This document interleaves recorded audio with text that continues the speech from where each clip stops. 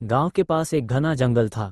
उस जंगल में एक नन्हा सा आम का पेड़ था। उसका नाम था छोटू। छोटू हर दिन अपने आसपास के बड़े बड़े पेड़ों को देखकर सोचता, कभी मैं भी इन पेड़ों की तरह बड़ा और मजबूत हो जाऊंगा। लेकिन हर दिन उसे निराशा ही होती। वो सोचता, मैं इतना छोटा क्यों हूँ, मैं इन सब के बराबर क्यों नहीं हूँ।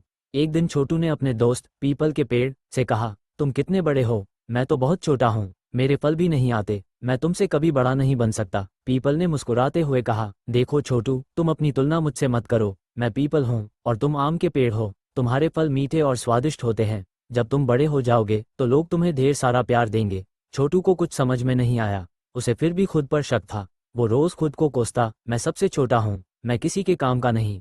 कुछ महीनों बाद बारिश का मौसम आया। धीरे धीरे छोटू ने अपने ऊपर छोटे छोटे आम के बौर देखे। फिर कुछ समय बाद उसमें हरे हरे आम लग गए। गांव के बच्चे उसके नीचे खेलने लगे। बच्चे आम के झूलों पर झूलते और हरे आम तोड़कर खाते। छोटू ने पहली बार महसूस किया कि वो दूसरों की तरह नहीं, पर खास जरूर है।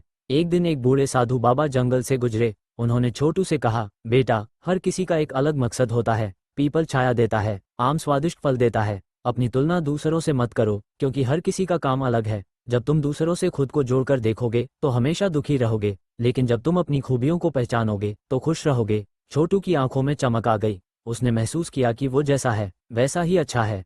अब वो बड़े पेड़ों को देखकर दुखी नहीं होता। वो जान गया था कि सबकी अपनी जगह और अहमियत होती है। उसने समझ लिया कि खुद की तुलना दूसरों से करना गलत है। तभी से छोटू ने खुद को जैसा है वैसे ही स्वीकार कर लिया। वो हर दिन सूरज की रोशनी में नहाकर इठलाता और बच्चों को अपने मीठे आम खिलाता। कहानी का संदेश यही है, खुद की तुलना दूसरों से न करें। हर किसी की अपनी अलग खूबी होती है। जैसे छोटू ने समझा, वैसे ही हमें भी समझना चाहिए कि हम जैसे हैं वैसे ही अनमोल हैं।